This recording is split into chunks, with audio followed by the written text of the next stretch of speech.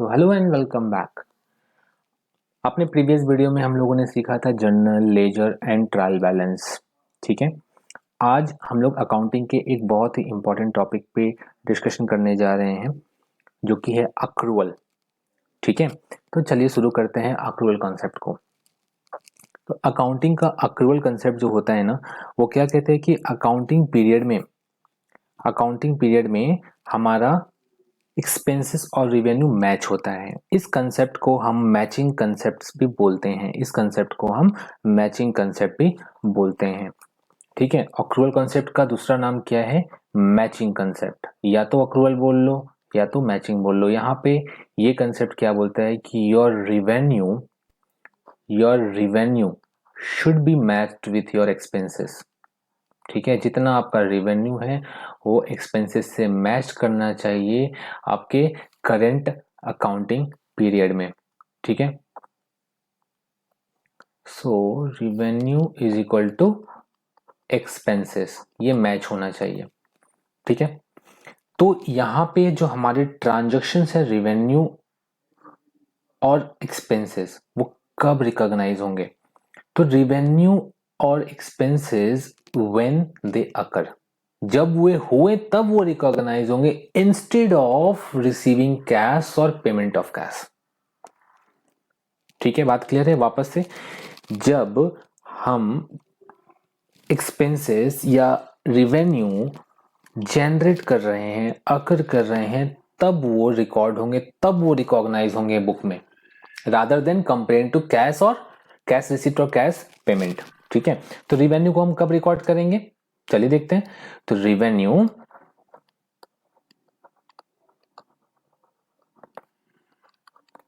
कब रिकॉर्ड करेंगे? When earn. ठीक है, रिवेन्यू जब हमारा अर्न हुआ तब उसको रिकॉर्ड करेंगे। और सिमिलरली एक्सपेंसेस को कब रिकॉर्ड करेंगे?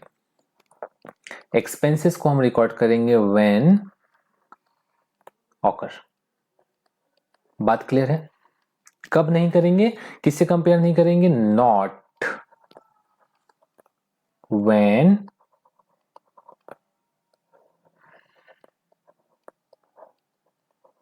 Cash flow occur.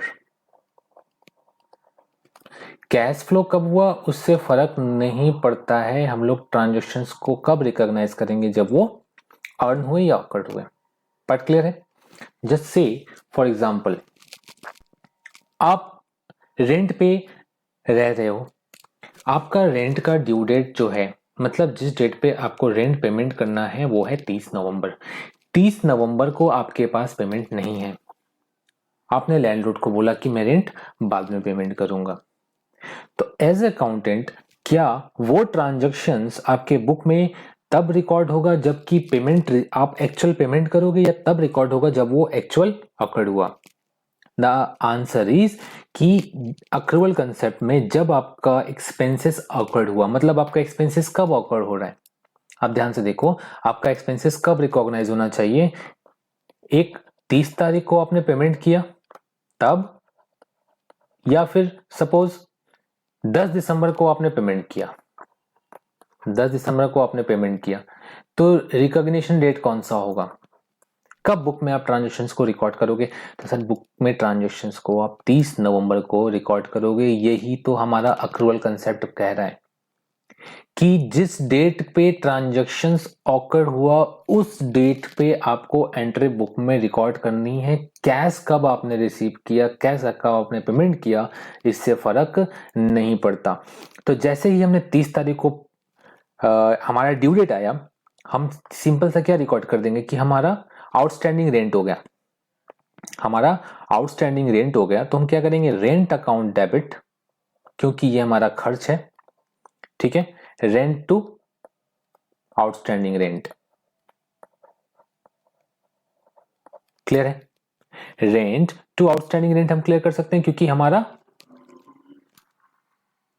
30 तारीख को वो जो ट्रांजैक्शन और इवेंट है वो रिकॉग्नाइज कर चुके हैं हम लोग, क्योंकि वो 30 नवंबर को ही ऑकर्ड हुआ था।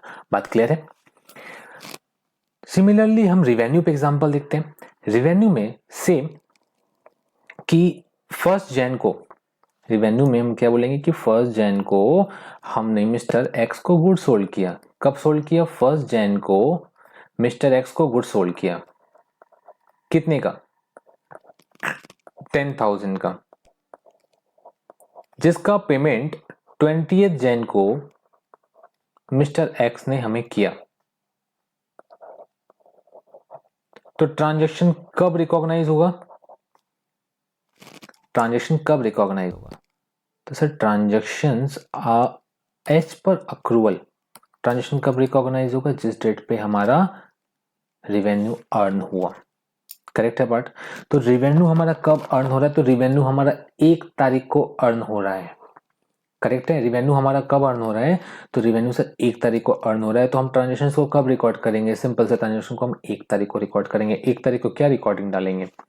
तो 1 तारीख को हमारा रिकॉर्डिंग एंट्री होगा mister X account debit to simple सा है, हम किसके अगेंस्ट में मिस्टर एक्स को डेबिट कर रहे हैं? हमने सेल किया था, रिवेन्यू जनरेट किया था, इसलिए हम लोगों ने मिस्टर एक्स हमारा डेटर है। मिस्टर एक्स हमें पेमेंट करेगा। कब पेमेंट करेगा? तो 20 जनवरी को पेमेंट करेगा। और जब ये 20 जनवरी को इसने पेमेंट कर दिया तो हमारा सेटलमेंट एंट्री क्या हो जाएगा? हमने 20 जन को क्या रिसीव किया? कैश। और किससे रिसीव किया? तो हमने मिस्टर एक्स से रिसीव किया। तो आप देखो फाइनल एंट्री हमारे पास क्या बच जाता है। जब हमारा ट्रांजैक्शन रिकॉग्नाइज हुआ था, 1 तारीख को, उस समय हमने किया था mister X account debit to sale. Correct है? जब हमने पेमेंट रिसीव कर लिया, एक्चुअल जो हम लोगों ने, जो हमारा अर्निंग था 1 तारीख का, वो हमने 20 तारीख को रिसीव कर लिया। तो हमारा एंट्री क्या हो गया? Cash account debit to mister X. ठीक है? तो हमारा फाइनल एंट्री क्या बच रहा है? अगर आप ध्यान से देखो तो फाइनल एंट्री हमारा बच रहा है मिस्टर एक्स एक बार यहाँ पे डेबिट है और मिस्टर एक्स क्रेडिट है। तो मिस्टर एक्स डेबिट क्रेडिट कट गया, बचा क्या? Cash to sale. तो हमारा फाइनल एंट्री क्या हो जाएगा? Cash to sale. ठीक है? तो ये हमारा अक्रूवल कंसेप्ट है। अक्रूवल कंसेप्ट में वापस से अगर रिवीजन करते हैं अक्रूवल कंसेप्ट का, तो क्या समझे हम लोगों ने अक्रूवल कंसेप्ट में?